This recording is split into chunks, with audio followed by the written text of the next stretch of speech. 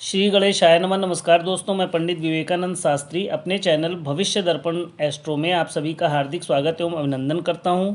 दोस्तों, आज के इस वीडियो में हम चर्चा करने वाले हैं देवगुरु बृहस्पति के राशि परिवर्तन के विषय में कि देवगुरु बृहस्पति के इस राशि परिवर्तन से तुला राशि यानी कि लिब्रा साइन वालों के जीवन पर क्या सकारात्मक या नकारात्मक प्रभाव पड़ने वाला है, क्योंकि ठीक 12 वर्षों के बाद तुला राशि वालों के लिए यह समय फिर से लौटकर आ रहा है। तो तुला राशि वालों, आप इस वीडियो को बगैर स्किप किए हुए अंत तक ध्यान से देखें और इस वीडियो के माध्यम से दी गई उपयोगी जानकारी का पूरा लाभ उठाएं।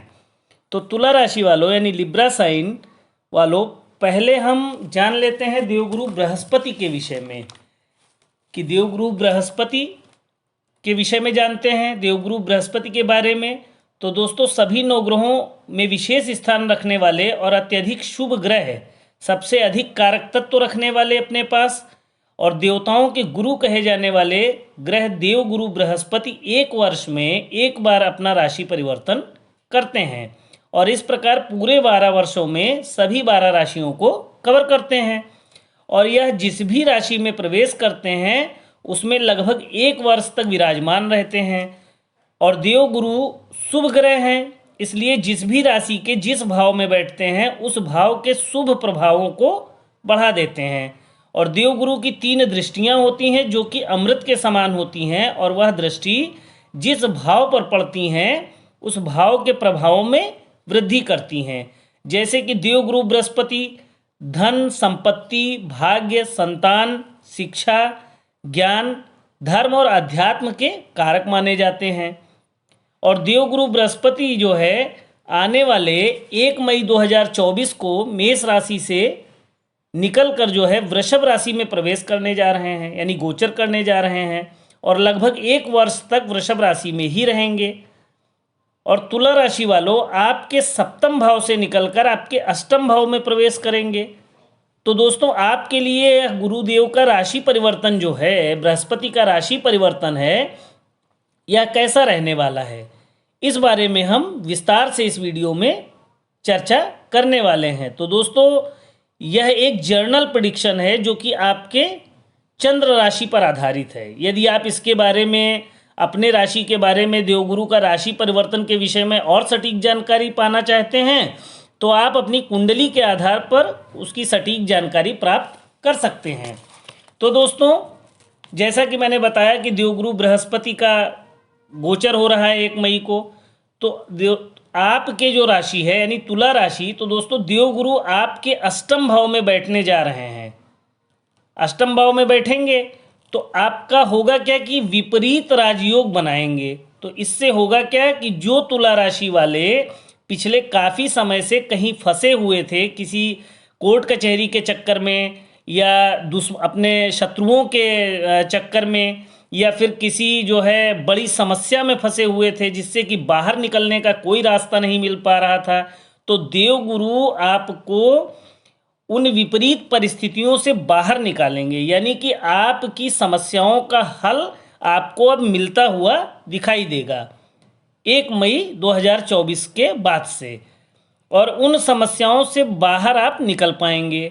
और आपको अपने जो है स्वास्थ्य पर भी विशेष ध्यान भी रखना होगा, जैसे कि ब्लड प्रेशर, शुगर, गैस वगैरह इन बीमारियों से भी आप ग्रसित ना हो जाएं।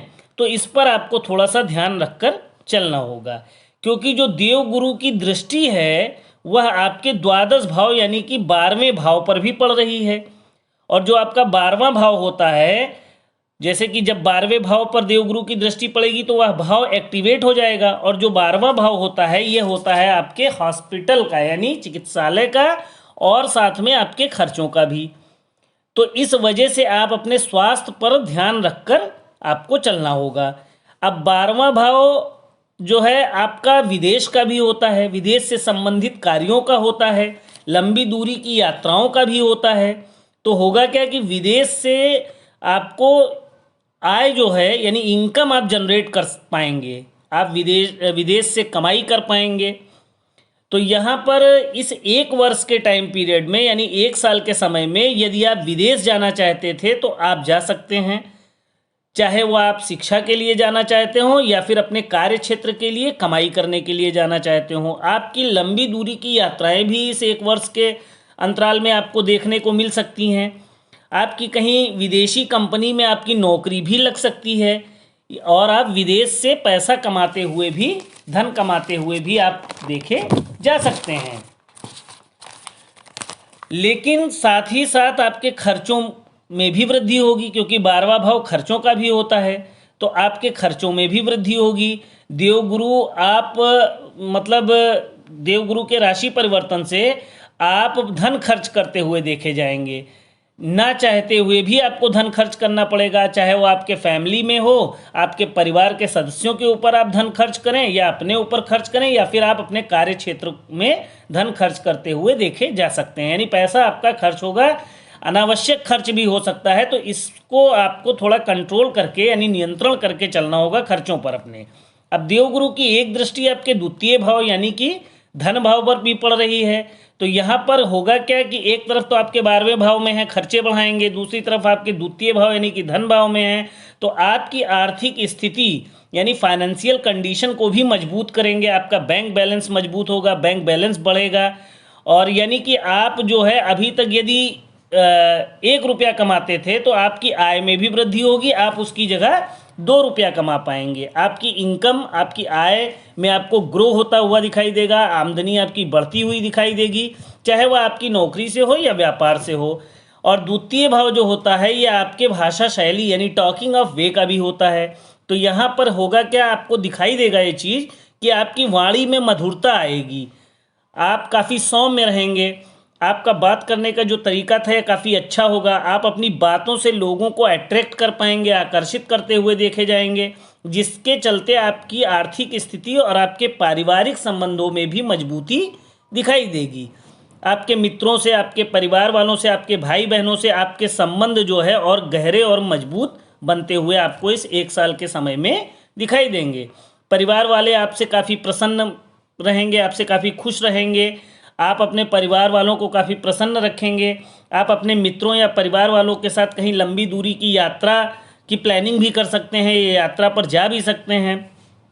अब बात करें देवगुरु की 9वीं दृष्टि जो है आपके चतुर्थ भाव पर भी पड़ रही है।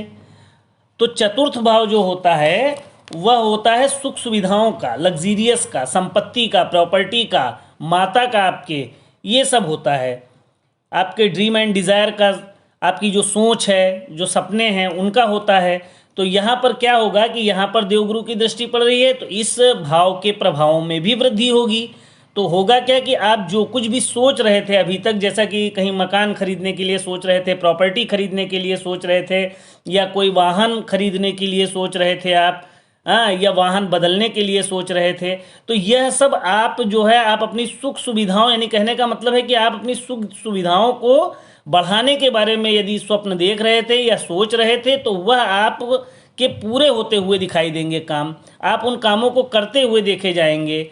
और चतुर्थ भाव जैसा कि मैंने बताया कि माता से भी संबंधित होता है, तो यहाँ पर आपको अपनी माता के स्वास्थ्य पर ध्यान रखना होगा, क्योंकि देवगुरु की एक दृष्टि आपके 12वें भाव पर भी है। तो मतलब माता के स्वास्थ्य पर भी आपको ध्यान रखना होगा, क्योंकि उनको भी कुछ स्वास्थ्य संबंधी कुछ छोटी मोटी समस्याएं आपको दिखाई दे सकती हैं। और माता से आपको इस टाइम पीरियड के अंदर यानी 1 वर्ष के अंदर, जैसे आप कहीं दूर रहते थे, अपनी माता के पास समय नहीं दे पाते थे, तो उनके साथ आप समय बिताएंगे, उनका स्नेह है, उनका प्यार और आशीर्वाद भी आपको मिलता हुआ दिखाई देगा। तो दोस्तों, तुला राशि वालों, यह था देवगुरु बृहस्पति के राशि परिवर्तन का प्रभाव आपके राशि पर। यानी आपके लिए देवगुरु का राशि परिवर्तन कैसा रहने वाला है, इस बारे में इस वीडियो में डिटेल से चर्चा किए हैं। आपको यह जानकारी कैसी लगी कमेंट करके ज़रूर बताएं। वीडियो को लाइक करें, ज़्यादा से ज़्यादा शेयर भी करें। यदि आप चैनल पर नए हैं तो चैनल को सब्सक्राइब भी करें। और दोस्तों, आज के लिए बस इतना ही, बस विदा लेते हैं। हर हर महादेव।